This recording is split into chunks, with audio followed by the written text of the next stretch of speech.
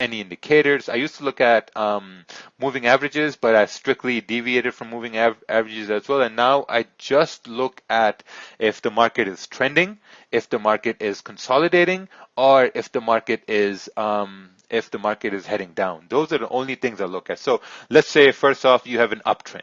You have an uptrend. In uptrend, what's going to happen is price will always make highs. This is really important. Whenever price is trending up, it's always creating highs. Its price went up, price made a high. Whenever price makes a high, there's an 80% chance that that high is going to get retested. And in uptrends, candles will always make higher highs and higher lows. So sometimes, like, when you watch some videos or when you open some books, you see that, okay, guys draw like, okay, so this is an uptrend here, price making higher highs and higher lows. So you have a high over here, price made a low, then price made a higher high, price made a higher low, and price made a higher high, yada, yada, yada. But when you're zooming into the charts and when you're zooming into the candles, you're looking to see that, okay, if price is coming down to support, now notice this, right? Let's take a look at this candle right over here. Let me just remove these arrows and let's look at this candle right here, right? Candle, now see, this candle had no wick at the bottom, so this means there's no range for the next candle to go down, but we don't know because it's a 50-50 chance, it's very difficult. The next candle formed bearish, it had no wick at the bottom after price created a high. So then you have a candle closing bullish. If a trend is bullish, candles will make higher highs and higher lows. This is really, really important. For price to continue moving bullish, this candle has to respect the previous candle's low, and that's the only way prices continue moving bullish, right? That's a very basic definition of an uptrend, that candles will always make higher highs and higher lows. Next, we're going to talk about consolidation. Consolidation is when price is just moving sideways.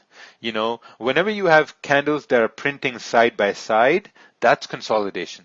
Whenever you have consolidation, it's really hard to say where price is going to move, unless you're looking at the higher time frames, which we're going to look at later on. But the most important thing is that for you to identify consolidation, right? When you have candles like, let's say, consolidating like this, basically you're saying that, okay, so we're forming resistance here, but we're also forming support in here.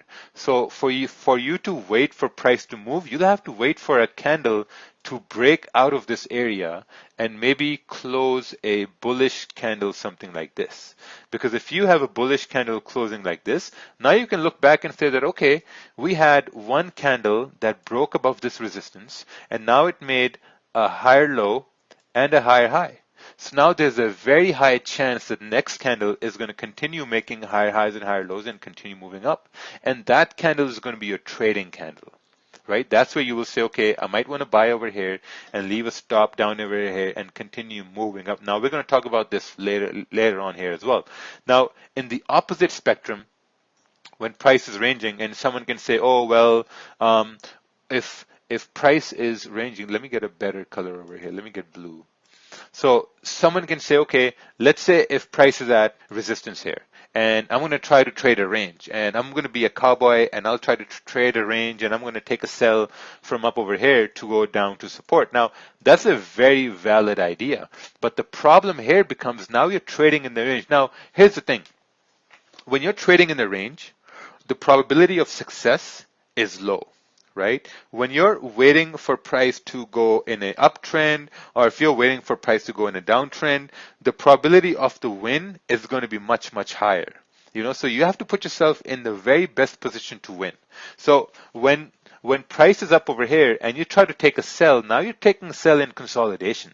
This does not make any sense. Of course, you might win at times, but I've seen majority of the times people lose when they trade in ranges.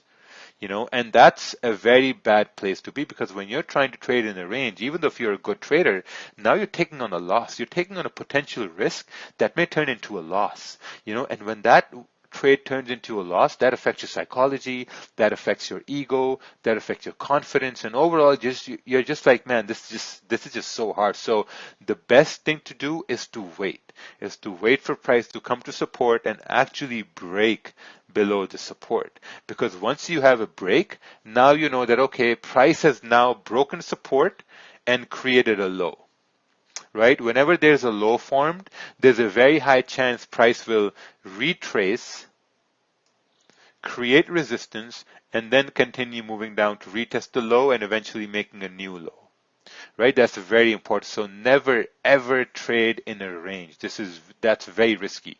I normally don't trade in ranges at all. If price is ranging, I wait for a breakout, or if I wait, like let's say if price is going to be at this resistance, and if you have a break above this resistance, now you can say, okay, now price is making a high. So whenever price makes a high, just like right over here, you know there's going to be some sort of a retracement, will form a support, and then candles will start making higher highs and higher lows. So whenever you're looking at the charts, I don't want you guys to look at the charts from a very zoomed out perspective. I want you guys to look at the charts zoomed in like this, where you can see the candles. You know, because if you can't see the candles, you can't trade. Because what's this? If the consolidation is on a higher time frame, trade on a lower time frame. Yes, so we're going to talk about that later on too. Okay, so let's move on to the downtrend. Now, downtrend is basically when price is creating lows. You know, whenever price is making lows, this means that there's going to be some sort of a retracement, and then there's going to be some sort of a resistance formed. So now how these resistances are formed, we're going to talk about this later on here in the presentation, but mostly I want to focus on the downtrend. The downtrends is when price continues making lower lows and lower highs, you know, and that's a basic trend that you see on the chart. So if we were to map this out, we could say, okay, price made down, made a low, made a lower high, and now it made a even lower low. But when you break it down into candles, you're looking at specific candles. You know, you're looking at the fact that, okay, we had this candle here. The next candle made a lower low and a lower high. The next candle made another lower low and a lower high. So now we've made a new low. You know, so once price makes a new low, there's always going to be a retracement. There's always going to be a pullback. You know, so when there's a pullback, you're waiting for the pullback. When the pullback happens, you're waiting for another bearish candle, which will be right here. And when you see a bearish candle here, now you can say that, okay, since we're in a downtrend, and since this is a, let's say, a 1 hour time frame, and we have a bearish candle forming, now there's a very high chance that the next candle is going to be bearish as well. You know, so now you can say, okay, the next candle was bearish. It made a lower low and a lower high. The next candle was kind of like a weak bullish candle, but it also made a lower low and lower high. And then eventually, we had a candle moving down, right? So there's a big difference when candles are trending bullish and when candles are ranging and when candles are trending bearish. You know, in ranges, candles will move sideways, where you see candles print side by side by side by side. When candles are moving bullish, you will see candles will make higher highs and higher lows. And when candles are moving bearish, you will see that they will make lower lows and lower highs. You know, so we talked about market sessions, different market sessions, how pairs are correlated. We talked about what times to trade, and now we're talking about what different ways does the market move. You know, this is the first thing I really start to focus on. I start to focus on that, okay, if I'm going to come to the charts, right, I want to see something making a high, or I want to see something making a low. There have been a lot of times, you know, when I come to the charts in the morning time and I see that the GPJPY in New York is just falling down, you know, is extremely bearish, is falling down, and I look at that as a good thing. Because if I see something is falling down, I know the trend is down. You know, so now I'm not going to try to sell when something is falling down. I'm going to wait for price to create like a minor resistance, and then I'm going to try to sell to retest the low.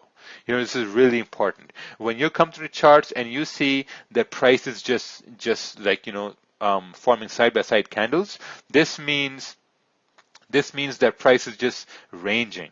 Ranging does not help you. This is a bad way to trade. This is a big no-no. Someone asked a question, even though I said that all the questions are going to be answered, the question is, oh, I guess they lost the question there. So anyway, so we're going to answer all the question in the very end. Save all your questions. All the questions are going to be answered as we move along. If there's something left, you can ask them in the very end, right? Because